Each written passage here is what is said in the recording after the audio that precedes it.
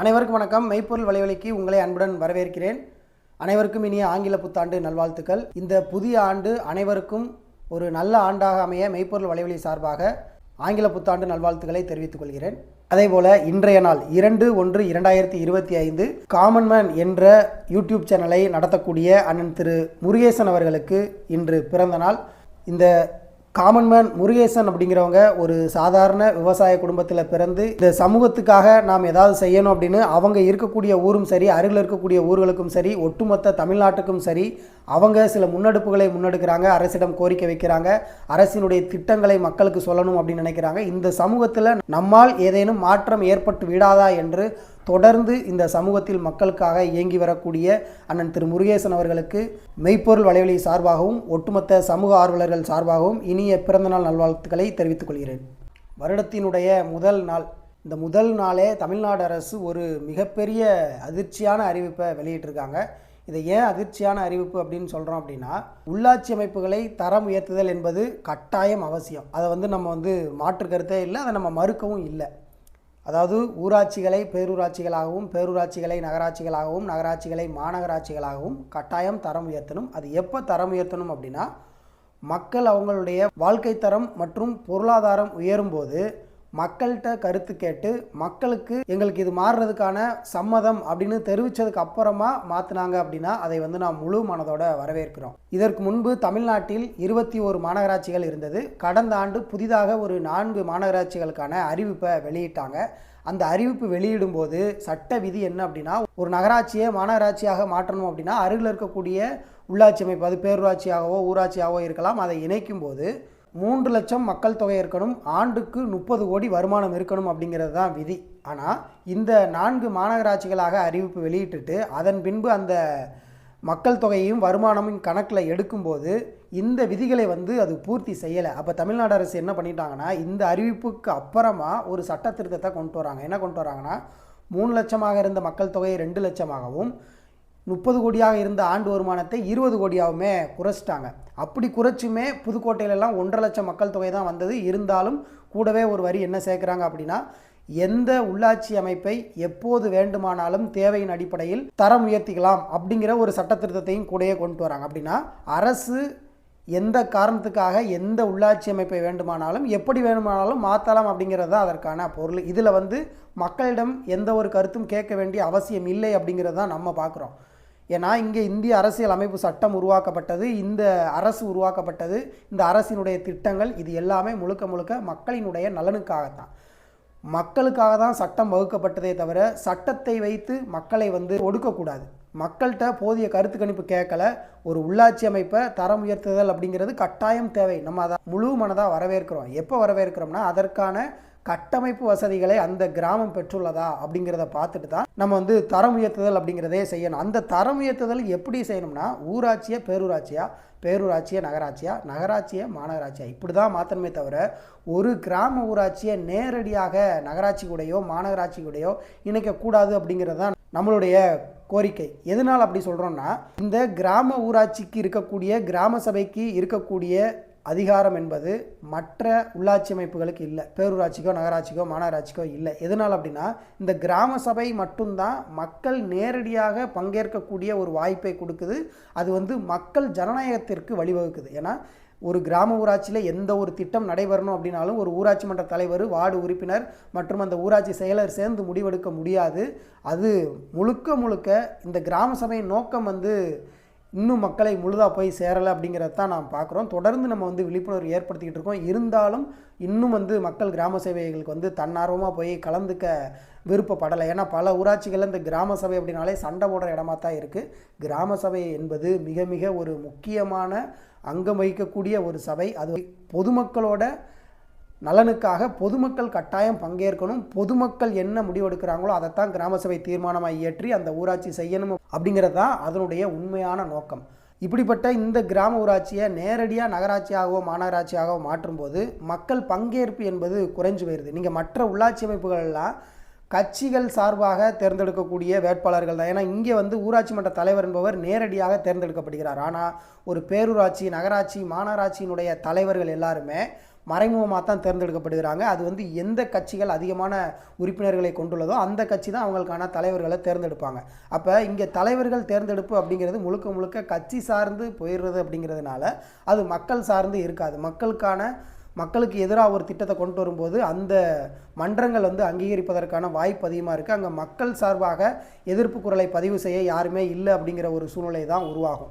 ஆனால் அதே கிராம ஊராட்சியை பொறுத்த வரைக்கும் கட்சி சார்ந்து யாரும் போட்டியிட முடியாது. தனி சின்னங்கள் தான். கிராம சபைக்கென்று ஒரு மரபு இருக்கிறது, கிராம ஊராட்சிக்கென்று சில அதிகாரங்கள் இருக்கிறது. அதை வந்து இந்த தரம் உயர்த்துதல் வந்து முற்றிலுமாக சிதைக்கிறதா தான் நம்ம பார்க்குறோம். அதனால் தமிழ்நாடு அரசு கடந்த 1/1 ஒரு அறிவிப்பு வெளியிட்டிருக்காங்க. ஒரு 5 அரசாணைகள், அதாவது ஏற்கனவே இருக்கக்கூடிய மாநகராட்சிகளை எல்லை விரிவாக்கம் செய்கிறாங்க, நகராட்சிகளை எல்லை விரிவாக்கம் செய்கிறாங்க, பேரூராட்சிகளை எல்லை விரிவாக்கம் செய்கிறாங்க, புதிதாக பேரூராட்சிகளையும் நகராட்சிகளையும் உருவாக்குறாங்க. அது என்னென்ன அப்படிங்கிறது தான் இந்த காணொலியில் நம்ம பார்க்க போகிறோம். தமிழ்நாட்டில் 16 மாநகராட்சிகளை அதனுடைய எல்லைகளை விரிவாக்கம் செய்வதற்கான அரசாணை தான் இது.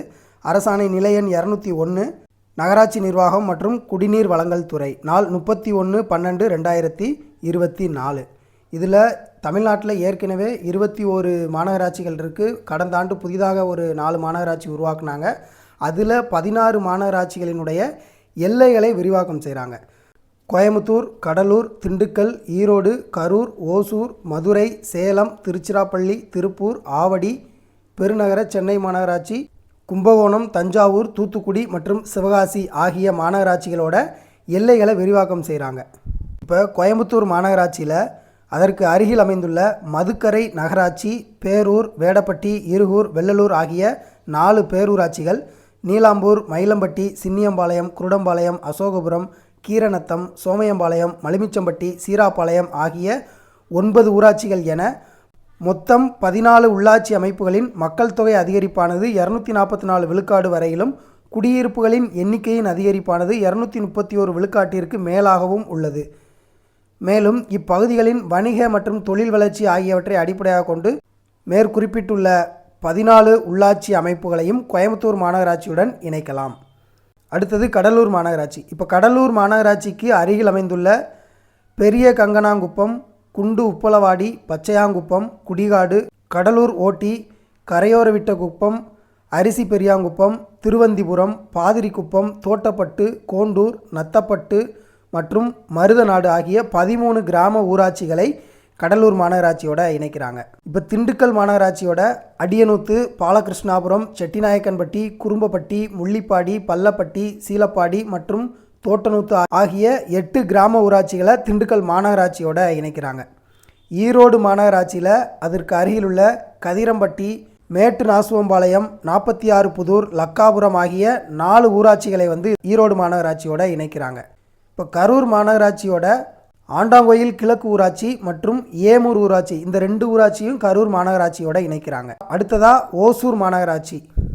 இந்த ஓசூர் மாநகராட்சியில் பேகேபள்ளி, நல்லூர், ஒன்னல்வாடி, கொத்தண்டபள்ளி, பேரண்டபள்ளி, சென்னசத்திரம், அதாவது பகுதி சென்னசத்திரம் பகுதியில் விஸ்வநாதபுரம் மட்டும், தொரபள்ளி அக்ரஹாரம் பகுதியில் குமுதேப்பள்ளி, காந்திநகர், எல்லம்மா கொத்தூர், ஒரு சில ஊராட்சிகளை முழுவதுமாகவும் ஒரு சில ஊராட்சிகளில் பகுதியவும் இந்த ஓசூர் மாநகராட்சியோட இணைக்கிறாங்க. அடுத்ததாக மதுரை மாநகராட்சி. கருப்பாயூரணி, ஒத்தக்கடை, நரசிங்கம், காதக்கிணறு, அரும்பனூரில் பகுதி மட்டும், கொடிக்குளத்துலேயும் பகுதி மட்டும், செட்டிக்குளம், கோவில் பாப்பாக்குடி, ஆலத்தூர், பேச்சிக்குளம், விரகனூர், நாகமலை புதுக்கோட்டை, கரடிப்பட்டி, ஏர்குடி, அச்சம்பத்து, துவரிமான், பெருங்குடி ஆகிய 16 ஊராட்சிகளை இணைக்கிறாங்க. பறவை பேரூராட்சியும் இது கூட சேர்க்குறாங்க. மொத்தம் 17 உள்ளாட்சி அமைப்புகள் மதுரை மாநகராட்சியோட எல்லை விரிவாக்கத்துக்கு இணைக்கிறாங்க. அடுத்ததாக சேலம் மாநகராட்சி. அமணி கொண்டலாம்பட்டி, செட்டிசாவடி, கொண்டப்பநாயக்கன்பட்டி, எருமபாளையம், சன்னியாசிக்குண்டு ஆகிய 5 கிராம ஊராட்சிகளை சேலம் மாநகராட்சியோட இணைத்து எல்லை விரிவாக்கம் செய்கிறாங்க. அடுத்ததாக திருச்சிராப்பள்ளி மாநகராட்சி கூட மல்லியம்பத்து, கம்பரசம்பேட்டை, மருதாண்டக்குறிச்சி, முத்தரசநல்லூர், அதவத்தூர், அள்ளித்துறை, கள்ளிக்குடி, குமாரவயலூர், நாச்சிக்குறிச்சி, புங்கனூர், சோமரசம்பேட்டை, குண்டூர் கிழக்குறிச்சி, கும்பக்குடி, அதாவது பகுதி 3வது வார்டிலிருந்து 6வது வார்டு வரைக்கும் மட்டும்தான், நவல்பட்டு பகுதி 4வது வார்டிலிருந்து 15வது வார்டு வரைக்கும், அப்பாத்துறை, தாளக்குடி, வாலாடி, நெருஞ்சலக்குடி, கூத்தூர், மாதவ பெருமாள் கோவில், பிச்சாண்டவர் கோவில் ஆகிய 22 கிராம ஊராட்சிகள் வந்து திருச்சிராப்பள்ளி மாநகராட்சியோட இணைக்கிறாங்க. அடுத்ததாக திருப்பூர் மாநகராட்சி. திருப்பூர் மாநகராட்சியில் அவிநாசி வட்டத்திற்குட்பட்ட கன்னியம்பூண்டி மற்றும் பொங்கலூர் வட்டத்திற்குட்பட்ட நாச்சிபாளையம் ஆகிய கிராம ஊராட்சிகள் வந்து திருப்பூர் மாநகராட்சியோட இணைத்து எல்லை விரிவாக்கம் செய்கிறாங்க. அடுத்ததாக ஆவடி மாநகராட்சி. இப்போ இந்த ஆவடி மாநகராட்சியோட பூவிருந்தவள்ளி, திருவேற்காடு, திருநின்றவூர் ஆகிய 3 நகராட்சிகளும் கருணாகரச்சேரி, நடுங்குத்தகை, நெமிலிச்சேரி, மோரை, பாலவீடு, வெள்ளானூர், அயப்பாக்கம், காட்டுப்பாக்கம், கண்ணப்பாளையம், சோராஞ்சேரி, பானவேடு தோட்டம், செந்நீர்குப்பம், நசரத்பேட்டை, பாரிவாக்கம், வரதராஜபுரம், அகரமேல், மேப்பூர் ஆகிய 17 கிராம ஊராட்சிகளை இது கூட இணைக்கிறாங்க. மேலும் இந்த 17 கிராம ஊராட்சிகளோட பூவிருந்தவள்ளி, திருநின்றவூர், மோரை, வெள்ளனூர் பகுதிகளை இணைக்கும் வெளிவட்ட சாலை, அதாவது அவுட்டர் ரிங் ரோடு, வண்டலூர் முதல் மாதாவரம் வரை மேற்குறிப்பிட்டுள்ள 20 உள்ளாட்சி அமைப்புகளையும் இந்த ஆவடி மாநகராட்சியோட இணைத்து எல்லை விரிவாக்கம் செய்கிறாங்க. அடுத்ததாக பெருநகர சென்னை மாநகராட்சி. பெருநகர சென்னை மாநகராட்சியுடன் திருவள்ளூர் மாவட்டத்தின் எல்லைக்குள் அமைந்துள்ள அடையாளம்பட்டு மற்றும் வானகரம் ஆகிய கிராம ஊராட்சிகளை இதனோட இணைக்கிறாங்க. இந்த 2 கிராம ஊராட்சியை மட்டும் இணைக்கிறாங்க. அடுத்து கும்பகோணம் மாநகராட்சி. இப்போ இந்த கும்பகோணம் மாநகராட்சியில் கிட்டத்தட்ட 12 ஊராட்சி இருக்குது. அந்த 12 ஊராட்சியில் சில பகுதிகளை மட்டும்தான் இணைக்கிறாங்க. இது என்னென்ன இணைக்கிறாங்க அப்படிங்கிறது இந்த PDF வந்து டெஸ்கிரிப்ஷனில் கொடுத்துட்றேன், தேவைப்படுறவங்க அதை பார்த்துக்கோங்க. அதே போல் தஞ்சாவூர் மாநகராட்சியில் 14 ஊராட்சிகளில் ஒரு சில குறிப்பிட்ட பகுதிகளை மட்டும் இணைக்கிறாங்க. அதே போல் சிவகாசி மாநகராட்சியில் அதற்கு அருகில் இருக்கக்கூடிய நாரணாபுரம், பள்ளப்பட்டி, அனுப்பன்குளம், ஆனையூர், சாமிநத்தம், தேவர்குளம், சித்ராஜபுரம், விஸ்வநத்தம், செங்கமல நாச்சியார்புரம் ஆகிய 9 கிராம ஊராட்சிகளை வந்து சிவகாசி மாநகராட்சியோடு இணைத்து எல்லை விரிவாக்கம் செய்கிறாங்க. இப்போ 16 மாநகராட்சிகளை எல்லை விரிவாக்கம் செய்கிறதுக்கான அரசாணையை பார்த்தோம். அடுத்தது 41 நகராட்சிகளை எல்லை விரிவாக்கம் செய்கிறாங்க. நகராட்சிக்கு அருகில் இருக்கக்கூடிய பேரூராட்சியாக இருக்கலாம் அல்லது ஊராட்சியாக இருக்கலாம், அதை வந்து நகராட்சியோடு இணைத்து எல்லை விரிவாக்கம் செய்கிறாங்க. நம்ம இருக்கக்கூடிய எல்லா அரசாணையுமே கிட்டத்தட்ட 20 பக்கம் 15 பக்கத்துக்கு மேலே இருக்கிறதுனால முழுவதையும் நம்ம வந்து படித்தோம்னா காணொலியோட நேரம் அதிகமாயிரும். அதனால் யாரும் பார்க்க மாட்டாங்க. நம்ம இந்த தலைப்பிலேயே பார்த்துடலாம் எந்தெந்த நகராட்சி அப்படிங்கிறத. உங்களுடைய உள்ளாட்சி அமைப்பு எதுன்னு பார்த்துட்டு தேவைப்படுறவங்க டெஸ்கிரிப்ஷனில் இருக்கும், அதை PDF நீங்கள் டவுன்லோட் பண்ணி பார்த்துக்கோங்க. இப்போ இதில் எந்தெந்த நகராட்சிகள் வந்து எல்லை விரிவாக்கம் செய்கிறாங்க அப்படிங்கிறத பார்த்துடலாம். அரியலூர், பள்ளப்பட்டி, பள்ளிப்பாளையம், ராசிபுரம், குமாரபாளையம், கிருஷ்ணகிரி, மயிலாடுதுறை, பெரம்பலூர், ராமநாதபுரம், கீழக்கரை, பரமக்குடி, உடுமலைப்பேட்டை, தாராபுரம், கொடைக்கானல், மேட்டுப்பாளையம், பொள்ளாச்சி, சிதம்பரம், பன்ருட்டி, தருமபுரி, பவானி, கோபிச்செட்டிப்பாளையம், புஞ்சை புளியம்பட்டி, சிவகங்கை, கோவில்பட்டி, முசிறி, லால்குடி, துறையூர், திருவள்ளூர், பொன்னேரி, திருத்தணி, ஆரணி, திருவத்திபுரம், வந்தவாசி, மன்னார்குடி, திருவாரூர், விருதுநகர், அருப்புக்கோட்டை, ராஜபாளையம், தேனி, அள்ளிநகரம், பெரியகுளம் மற்றும் நாகப்பட்டினம் ஆகிய 41 நகராட்சிகளின் எல்லை விரிவாக்கம் செய்வதற்கான அரசாணை தான் இது. நான் இருக்கக்கூடிய ராஜபாளையம் பக்கத்தில் எங்கள் ஊர் தலவாய்புரம் ஊராட்சி. எங்களுடைய ராஜபாளையம் நகராட்சியை வந்து மாநகராட்சியாக மாற்றுறதுக்கான ஒரு முன்னெடுப்பு எடுத்தாங்க. அருகில் இருக்கக்கூடிய 13 ஊராட்சிகளை முழுவதுமாகவும் ஒரு ஊராட்சியை பகுதியாகவும் இணைத்து மாநகராட்சியாக மாற்றுறதுக்கான கருத்துரு தான் அனுப்பியிருந்தாங்க. நம்முடைய பலகட்ட எதிர்ப்புகளை தெரிவித்தோம். ஏன்னா இது எல்லாமே கிராமம் சார்ந்து கூலி வேலைக்கு செல்லக்கூடிய மக்கள் தான் இங்கே அதிகமாக இருக்கிறாங்க. திடீர்னு ஊராட்சிகளை வந்து மாநகராட்சியாக மாற்றினா மக்கள் மிகுந்த சிரமத்துக்கு உள்ளாவாங்க அப்படின்னு தொடர்ந்து நம்ம கோரிக்கை வச்சுக்கிட்டே இருந்தோம். ராஜபாளையம் நகராட்சியை மாநகராட்சியாக மாற்றலை. அதற்கு பதிலாக ராஜபாளையத்திற்கு அருகில் இருக்கக்கூடிய சமுசிகாபுரம் அப்படிங்கிற ஊராட்சியை இணைத்து நகராட்சியை எல்லை விரிவாக்கம் செஞ்சுருக்காங்க. அடுத்ததாக 13 புதிய நகராட்சிகளை உருவாக்குறாங்க. பேரூராட்சிகள் மற்றும் ஊராட்சிகளை இணைத்து நகராட்சியாக மாற்றுறாங்க. அது என்னென்னு பார்த்துடலாம். சங்ககிரி, கோத்தகிரி, அவிநாசி, பெருந்துறை, கவுந்தப்பாடி, போலூர், செங்கம், கன்னியாகுமரி, அரூர், சூலூர், மோகனூர், நாரவாரிக்குப்பம் மற்றும் வேப்பம்பட்டு என்ற 13 நகராட்சிகளை உருவாக்குறாங்க. இந்த நகராட்சிகளை எந்தெந்த பேரூராட்சிகள் எந்தெந்த ஊராட்சிகள் இணைக்கிறாங்க அப்படிங்கிறது இந்த அரசாணையில் இருக்குது. இந்த மேற்குறிப்பிட்ட 13 உள்ளாட்சி அமைப்பில் வசிக்கக்கூடியவங்க இந்த அரசாணையை முழுவதும் படித்து பார்த்துட்டு உங்களுடைய உள்ளாட்சி அமைப்பு இதில் இருக்கா அப்படிங்கிறத நீங்கள் பார்த்துக்கோங்க. அடுத்தது கிராம ஊராட்சிகளை பேரூராட்சிகளாக தரம் உயர்த்துகிறாங்க. அது எந்தெந்த மாவட்டத்தில் இருக்குது அப்படின்னா திருப்பூர், தூத்துக்குடி, நாமக்கல், ஈரோடு, கோயம்புத்தூர், திருச்சிராப்பள்ளி, திருவள்ளூர், புதுக்கோட்டை, தருமபுரி, கிருஷ்ணகிரி, சிவகங்கை, ராமநாதபுரம், மயிலாடுதுறை மற்றும் சேலம் மாவட்டங்களில் உள்ள கிராம ஊராட்சிகளை 25 பேரூராட்சிகளாக தரம் உயர்த்துகிறாங்க. அதற்கான அரசாணை தான் இது. இப்போ எந்தெந்த கிராம ஊராட்சியில் எந்தெந்த பகுதிகளை வந்து பேரூராட்சியாக தரம் உயர்த்துறாங்க அப்படிங்கிறதுக்கான முழு விவரங்கள் இந்த அரசாணையில் இருக்குது. தேவைப்படுறவங்க டெஸ்கிரிப்ஷனில் இருக்கும், இதை முழுவதும் படித்து பார்த்துக்கோங்க. இப்போ இறுதியாக ஏற்கனவே மாநகராட்சியை எல்லை விரிவாக்கம் செஞ்சாங்க, நகராட்சியை எல்லை விரிவாக்கம் செஞ்சாங்க, புதிதாக நகராட்சி உருவாக்குனாங்க, புதிதாக பேரூராட்சிகள் உருவாக்குனாங்க. இப்போ பேரூராட்சிகளோட எல்லைகளை விரிவாக்கம் செய்கிறாங்க, அருகில் இருக்கக்கூடிய ஊராட்சிகளை இணைத்து. அது எந்தெந்த மாவட்டத்தில்னா திருப்பூர், நாமக்கல், ஈரோடு, தஞ்சாவூர், கரூர், திருவள்ளூர், புதுக்கோட்டை, கடலூர், தருமபுரி, சிவகங்கை, ராமநாதபுரம் மற்றும் மயிலாடுதுறை ஆகிய 12 மாவட்டங்களில் உள்ள கிராம ஊராட்சிகளை 25 பேரூராட்சிகளுடன் இணைத்து எல்லை விரிவாக்கம் செய்தல். அதற்கான அரசாணை தான் இது. எந்தெந்த பேரூராட்சி எந்தெந்த ஊராட்சி அப்படிங்கிறத இந்த அரசாணையில் கொடுத்துருப்பாங்க. தேவைப்படுறவங்க இதை பயன்படுத்திக்கோங்க. இப்போ இந்த காணொலியில் பார்த்த மாதிரி தமிழ்நாடு அரசு கடந்த 1/1/2025 அன்று இந்த ஆண்டினுடைய தொடக்கத்திலேயே ஒரு அறிவிப்பு வெளியிட்டிருக்காங்க. பரபரப்பான ஒரு சூழ்நிலையை தான் ஏற்படுத்தியிருக்கு அப்படிங்கிறத தான் நம்ம பார்க்குறோம். நம்ம ஏற்கனவே சொன்ன மாதிரி தான் உள்ளாட்சி அமைப்புகளை தரம் உயர்த்துதல் என்பது கட்டாயம் அவசியம். ஆனால் வலுக்கட்டாயமாக நகரமயமாக்கல், மக்களிடம் கருத்து கேட்பு நடத்தாமல் ஒரு நகரமயமாக்கல் அப்படிங்கிறத தான் நம்ம எதிர்க்கிறோம். அதனால் அரசுக்கு நாம் வைக்கக்கூடிய கோரிக்கை என்ன அப்படின்னா, தொடர்ந்து இந்த உள்ளாட்சி அமைப்புகள் தான் மக்களுக்கு மிக நெருக்கமாக இருக்கக்கூடியது.